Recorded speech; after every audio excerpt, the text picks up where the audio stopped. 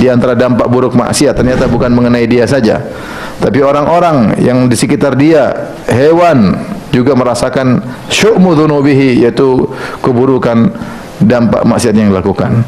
Fayahtariku huwa wa ghairuhu bi syu'mi dzunubi wa dzulm. Akhirnya yang terbakar bukan cuma dia saja, dia dan selainnya juga ikut terbakar gara-gara dosa yang dia lakukan.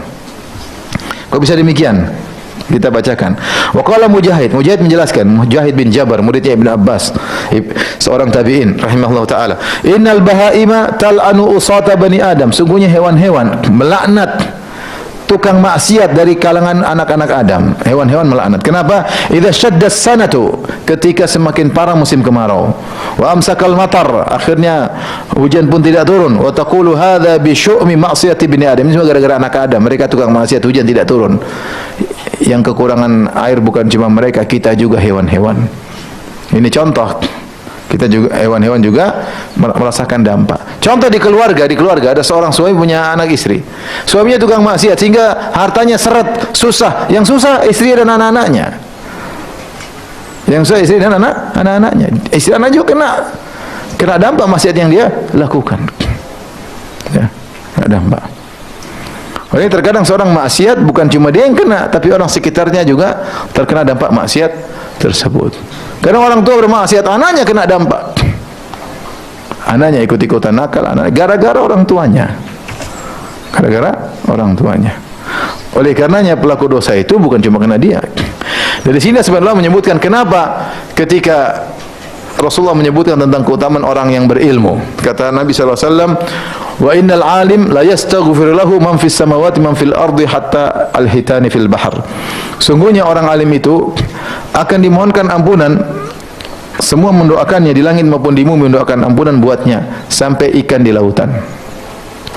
Maka timbul pertanyaan, kenapa ikan di lautan mendoakan orang alim? Kata para ulama, karena ikan di lautan pun merasakan dampak kebaikan orang alim. Kenapa orang alim akan melarang orang-orang yang melakukan maksiat? Sehingga kalau ketika orang-orang bertakwa, Allah akan bukakan kebaikan langit dari langit dan bumi. Walau anna ahlal qura amanu wattaqau la fatahna 'alaihim barakatin minas samai wal ard. Kalau seandainya penduduk suatu negeri bertakwa, kami akan curahkan keberkahan langit dan bumi. Tapi kalau orang bermaksiat, apa yang terjadi? Zaharal fasadu fil barri wal bahri. Akan nampak kerusakan di lautan. Dan kalau sudah nampak kerusakan di lautan, ikan juga kena dampak. Ya, seperti tadi Ibnu Qayyim sudah jelaskan, gara-gara manusia bermaksiat hujan tidak turun-turun. Yang ikut merana adalah hewan-hewan juga.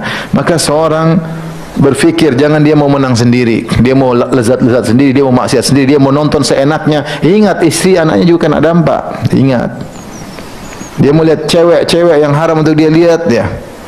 Setkali bersendirian, ingat, bukan cuma kena kamu aja, kena anak istri juga gara-gara kamu. Ibu juga gitu, ibu ya. Jangan kemudian buka Facebook, kemudian teman-teman lama, cowok-cowok lama. Ini cowok saya pertama, cowok saya kedua. Qadarullah dapat cowok ketujuh suami saya. Nah, iya, kemudian dia mulai menghayal hal-hal yang haram, kemudian dampaknya nanti kena suami dan anak-anak juga. Maka seorang jangan egois untuk merasakan kelezatan berdampak pada orang-orang di sekitarnya. Hati-hati ibu-ibu, ini dunia medsos, dunia maksiat. Ya, dunia maksiat. Jangan gara-gara kita ingin menyenangkan diri kita, kemudian berdampak pada anak-anak kita. Kasihan anak-anak kita, ya. Anak kita, kasihan keluarga kita. Waspada.